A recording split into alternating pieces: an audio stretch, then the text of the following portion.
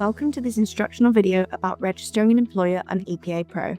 This guide will walk you through the process step by step, ensuring a smooth and efficient experience.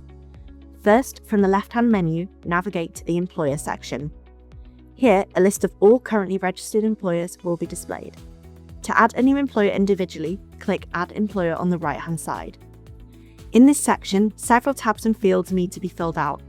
Start by entering the employer name, employer reference, and whether the company is a levy or non-levy payer.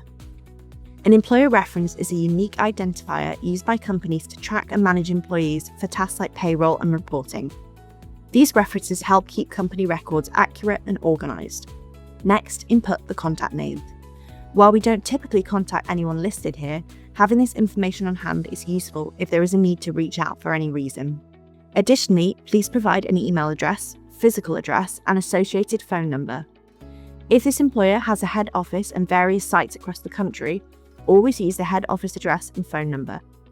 Individual site addresses can be input into the specific apprentice profiles as needed. The next section is where all the standards that the employer will be responsible for are added. For example, if an employer handles both the Level 2 and Level 3 Early Years Practitioner and Educator standards, you need to add both.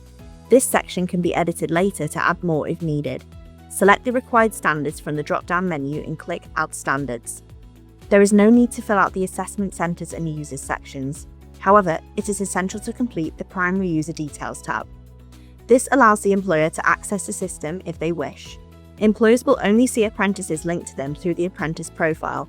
When registering apprentices, the employer will be selected from a drop-down menu, or the employer ID will be input for a bulk upload, attaching the apprentice to the employer account.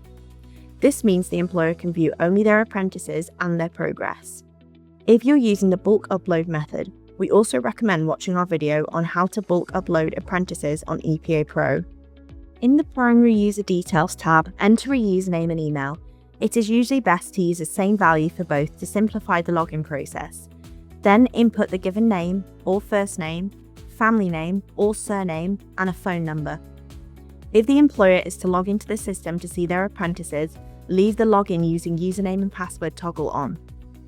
Employers can view their apprentices and their progress but cannot perform actions like submitting to the gateway or registering learners.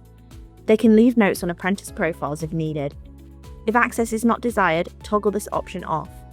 Regardless of which option you choose, the details still need to be inputted for the registration to go live. Once all the information is filled in, click Save. If there are any issues, such as duplicate information, the system will flag these as errors. The affected fields will be highlighted in red.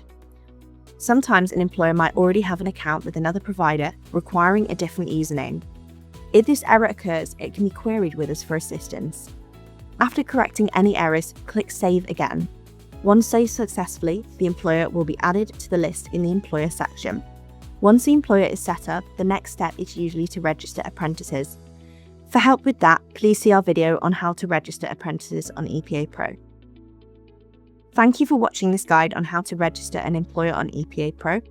If there are any further questions, please get in touch with us, and thank you for choosing Training Qualifications UK.